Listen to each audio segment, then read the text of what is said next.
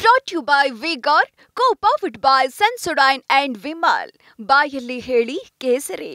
ಬೊಮ್ಮಾಯಿ ಸರ್ಕಾರವೇ ಮೀಸಲಾತಿ ಮುಂದುವರಿಸಲು ಒಪ್ಪಿಗೆ ನೀಡಿತ್ತು. ಮುಸ್ಲಿಮರಿಗೆ ಒಬಿಸಿ ಮೀಸಲಾತಿ ನೀಡಿಕೆ ವಿಚಾರಕ್ಕೆ ಸಿಎಂ ಸಿದ್ದರಾಮಯ್ಯ ಈ ರೀತಿ ತಿರುಗೇಟನ್ನ ಕೊಟ್ಟಿದ್ದಾರೆ. ನಮ್ಮ ಮೇಲೆ ಅಪಪ್ರಚಾರವನ್ನ ಮಾಡ್ತಾ ಇದೆ ಬಿಜೆಪಿ. ಆದ್ರೆ ಬೊಮ್ಮಾಯಿ ಸರ್ಕಾರನೇ ಮೀಸಲಾತಿ ಮುಂದುವರಿಸೋದಕ್ಕೆ ಒಪ್ಪಿಗೆಯನ್ನ ಕೊಟ್ಟಿದ್ದು. ಬೊಮ್ಮಾಯಿ ಸರ್ಕಾರ ಮುಸ್ಲಿಮರಿಗೆ ಶೇಕಡ 4 ಮೀಸಲಾತಿ ತೆಗೆದು ಆದೇಶವನ್ನ ಹೊರಡಿಸಿತ್ತು. ಆದರೆ ಆಗ ಮೀಸಲಾತಿ ವಿಚಾರ ಸುಪ್ರೀಂ ಕೋರ್ಟ್ ಅಂಗಳಕ್ಕೆ ಹೋಯಿತು. ಯಾವಾಗ ಕೋರ್ಟ್ನಲ್ಲಿ ಹೋಯಿತು, ಸೊ ಆಗ ಕೋರ್ಟ್ ಮುಂದೆನೆ ಮೀಸಲಾತಿ ಯಥಾಸ್ಥಿತಿಯನ್ನು ಮುಂದುವರಿಸ್ತೀವಿ, ನಾವೇನೀಗ ಚೇಂಜಸ್ ಮಾಡಿದೀವೋ ಅದನ್ನ ಜಾರಿಗೆ ತರೋದಿಲ್ಲ ಅಂತ ಹೇಳಿ ಬೊಮ್ಮಾಯಿ ಸರ್ಕಾರನೇ ಹೇಳಿತ್ತು. ಮೀಸಲಾತಿ ಮುಂದುವರಿಸೋದಾಗಿ ಬೊಮ್ಮಾಯಿ ಸರ್ಕಾರ ಹೇಳಿಕೆ ಕೊಟ್ಟಿತ್ತು ಅಂತ ಹೇಳಿ ಬೀದರ್ನಲ್ಲಿ ಮುಖ್ಯಮಂತ್ರಿ ಸಿದ್ದರಾಮಯ್ಯ ಹೇಳಿದ್ದಾರೆ. ನಾವು ಅದೇ ಮೀಸಲಾತಿಯನ್ನ ಈಗಲೂ ಕೂಡ ಮುಂದುವರಿಸ್ತಾ ಇದೀವಿ ಅಷ್ಟೇನೆ.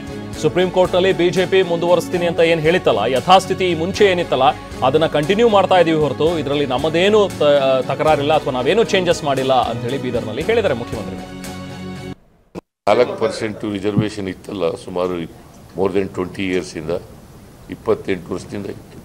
94ನೇ ಇಸ್ವಿನಲ್ಲಿ ಜಾರಿಗೆ ಬಂತು. ಚಿನ್ನಪ್ಪ ರೆಡ್ಡಿ ವರದಿ, ಚಿನ್ನಪ್ಪ ರೆಡ್ಡಿ ಆಯೋಗ ಶಿಫಾರಸು ಮಾಡಿತ್ತು ಮುಸ್ಲಿಮಾನರಿಗೆ 4% ರಿಸರ್ವೇಷನ್ ಕೊಡಬೇಕು ಅಂತ. ನಂಬರ್ 1. ನಂಬರ್ 2, ಕಳೆದ ಬಿಜೆಪಿ ಸರ್ಕಾರ, ಬಸವರಾಜ ಬೊಮ್ಮಾಯಿ ಅವರ ಸರ್ಕಾರ ಅದನ್ನು ತೆಗೆದಾಕಿದ ಮೇಲೆ ಸುಪ್ರೀಂ ಕೋರ್ಟ್ಗೆ ಹೋದರು.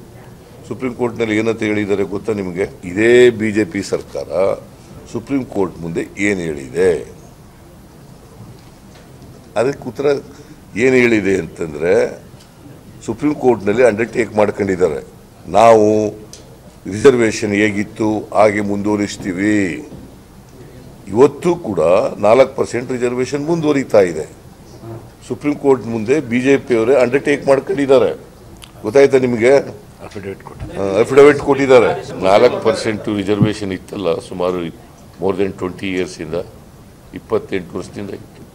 90.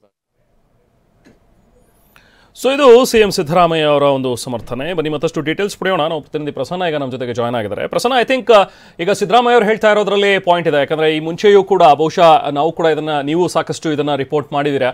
ಯಾವಾಗ 4% ತೆಗಿತೀವಿ ಅನ್ನುವಂಥದ್ದಾಯ್ತು, ಸುಪ್ರೀಂ ಕೋರ್ಟಿಗೆ ಹೋದ್ರು, ಸುಪ್ರೀಂ ಕೋರ್ಟ್ನಲ್ಲಿ ಇಲ್ಲ ಯಥಾಸ್ಥಿತಿಯನ್ನು ಮುಂದುವರಿಸ್ತೀವಿ ಅನ್ನುವಂಥದ್ದನ್ನ ಬೊಮ್ಮಾಯಿ ಸರ್ಕಾರ ಹೇಳಿದೆ. ಬಹುಶಃ ಇವತ್ತು ಅದನ್ನೇ ಸಿದ್ದರಾಮಯ್ಯ ಅವರು ಕೂಡ ಪುನರುಚ್ಚರಿಸಿದ್ದಾರೆ ಅಂತ ಅನ್ಸುತ್ತೆ. ಸೊ ಹೇಗೆ ವಿಶ್ಲೇಷಿಸ್ತೀರಿ ಇದನ್ನ ಓವರ್ ಆಲ್ ಪ್ರಸನ್ನ? ರೆಹಮಾನ್, ಬಹುತೇಕ ಮೀಸಲಾತಿಯ ವಿಚಾರಕ್ಕೆ ಸಂಬಂಧಪಟ್ಟ ಹಾಗೆ ಮತ್ತೊಂದು ರಾಜಕೀಯ ಸಂಘರ್ಷಕ್ಕೆ ಇದೀಗ ಪ್ರಧಾನಿ ನರೇಂದ್ರ ಮೋದಿ ಅವರ ಹೇಳಿಕೆ ಮತ್ತು ರಾಷ್ಟ್ರೀಯ ಒಬಿಸಿ ಆಯೋಗದ ಹೇಳಿಕೆ ಕಾರಣವಾಗಿದೆ ಅಂತಲೇ ಹೇಳಬೇಕು. ಪ್ರಧಾನಿ ನರೇಂದ್ರ ಮೋದಿ ಅವರು ಪ್ರಸ್ತಾಪ ಮಾಡ್ತಾ ಇರುವಂತದ್ದು, ಧರ್ಮದ ಆಧಾರದ ಮೇಲೆ ಮುಸ್ಲಿಮರಿಗೆ ಮೀಸಲಾತಿಯನ್ನ ಕೊಡಲಾಗಿದೆ ಮತ್ತು ಅವರನ್ನ ಹಿಂದುಳಿದ ವರ್ಗದ ಅಡಿಯಲ್ಲಿ ತರಲಾಗಿದೆ ಅನ್ನುವಂಥದ್ದು. ಇದಕ್ಕೆ ತಿರುಗೇಟನ್ನ ಕೊಟ್ಟಿರುವಂತಹ ಸಿಎಂ ಸಿದ್ದರಾಮಯ್ಯನವರು ನಿನ್ನೆಯೂ ಕೂಡ ಟ್ವೀಟ್ ಮಾಡಿದ್ರು. ಇವತ್ತು ನೇರವಾಗಿ ಬಸವರಾಜ ಬೊಮ್ಮಾಯಿ ಅವರು ಸೇರಿದಂತೆ ಹಿಂದಿನ ಬಿಜೆಪಿ ಸರ್ಕಾರದ ನೇತೃತ್ವ ವಹಿಸಿದ್ದ ಬಿಜೆಪಿಯ ನಾಯಕರಿಗೆ ತಿರುಗೇಟ ಕೊಟ್ಟಿದ್ದಾರೆ. ಜೊತೆಗೆ ಇದು ಪ್ರಧಾನಿ ನರೇಂದ್ರ ಮೋದಿ ಮಾಡ್ತಾ ಇರುವಂತಹ ಪ್ರಸ್ತಾಪ ಹಸಿ ಸುಳ್ಳು ಅನ್ನುವಂತಹ ಮಾತುಗಳನ್ನು ಕೂಡ ಹೇಳಿದ್ದಾರೆ.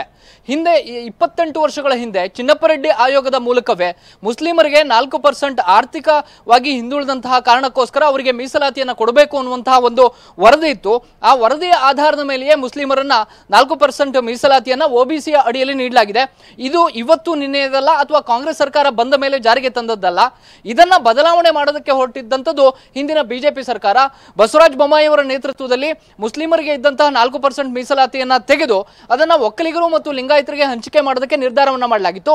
ಆದ್ರೆ ಅದರ ವಿರುದ್ಧ ಸುಪ್ರೀಂ ಕೋರ್ಟ್ಗೆ ಮೆಟ್ಟಿಲನ್ನ ಹತ್ತಿದ ತಕ್ಷಣ ಸುಪ್ರೀಂ ಕೋರ್ಟ್ನಲ್ಲಿ ಅವತ್ತಿನ ಸರ್ಕಾರವೇ ಸ್ಪಷ್ಟವಾಗಿ ಹೇಳಿದೆ, ನಾವು ಹಿಂದಿನ ಮೀಸಲಾತಿಯನ್ನೇ ಮುಂದುವರಿಸ್ತೀವಿ.